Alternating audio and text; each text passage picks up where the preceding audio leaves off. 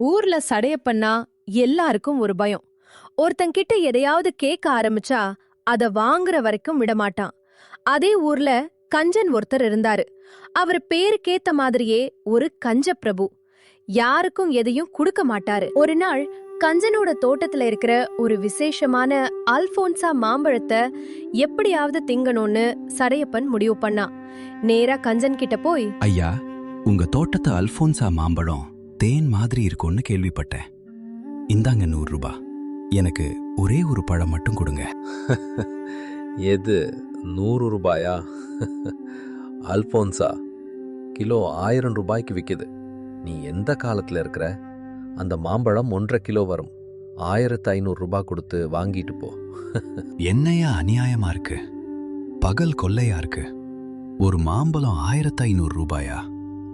மார்க்கெட்லயே 80 ரூபா தானையா? இஷ்டம்னா வாங்கு, இல்லனா இடத்த காலி பண்ண. சடையப்பன் விடல.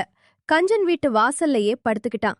நீ குடுக்கற வரைக்கும் நான் இங்கிருந்து நகர மாட்டேன்னு ஒத்த கால்ல நின்னுட்டான்.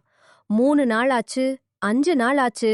சடையப்பன் அங்கேயே குளிச்சு அங்கேயே தூங்கி கஞ்சனுக்கு ஒரே தொல்லையா போயிட்டான். கஞ்சனுக்கு எரிச்சல் தாங்க முடியல. சரிடா, இவன்கிட்ட இருந்து தப்பிக்கணும்னா அந்த பழத்தத்தை குடுத்தே தீரணும்னு முடிவு பண்ணி பழத்தை பறிச்சாரு. ஆனா அவரோட கஞ்சத்தனம் சும்மா விடுமா? சடையப்பன் கண்ணு முன்னாடியே அந்த பழத்தை நறுக்கி தானே தின்னுட்டு கொட்டைய மட்டும் அவன்கிட்ட நீட்டினாரு. இந்தா பழம் என் வயிற்றுக்குள்ள போயிருச்சு. இதுக்கு மேல நீ இங்க உட்கார்ந்து ஒன்னும் பண்ண முடியாது. கிளம்பு. ஐயா, நீங்க திங்கணும்னு தான் நான் இவ்ளோ நாளா காத்துக்கிட்டு இருந்தேன். இந்த மரத்துல நான் முன்னாடியே பேதி மருந்து ஊசி போட்டு ஏத்தி வச்சிருந்தேன்.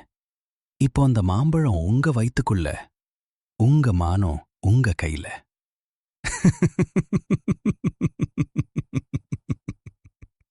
ஐயோ, இப்போவே வயிறு கலக்குதே. என்ன மன்னிச்சிரு சடையப்பா. உனக்கு தேவை மாம்பழம் தான். நானே நாளைக்கு காலையில உன் வீட்டுக்கு கொண்டு வந்து தாரேன்பா. இப்போ ஆள விடுப்பா.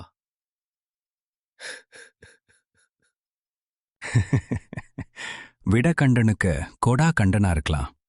ஆனா புத்திசாலி கிட்ட எவனும் ஜெயிக்க முடியாது.